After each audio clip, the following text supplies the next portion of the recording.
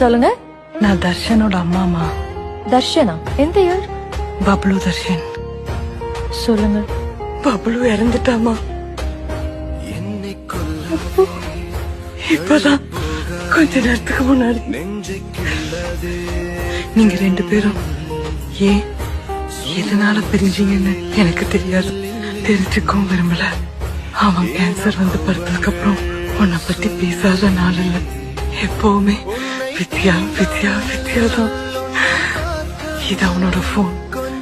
இது ஃபுல்லா அவன் போட்டோஸ் வீடியோஸ் தான் இருக்கு. இந்த போன்ல அவனுக்கு உசுரு. அவன் குணமாகணும்னு நான் போகாத கோயில் இல்ல, வேண்டாத சாமி இல்ல. ஆனா அவனுக்கு அது எதுவும் பெருசா தெரிஞ்சதில்ல. அவனை பொறுத்த வரைக்கும் நீதான் அவனுக்கு சாமி.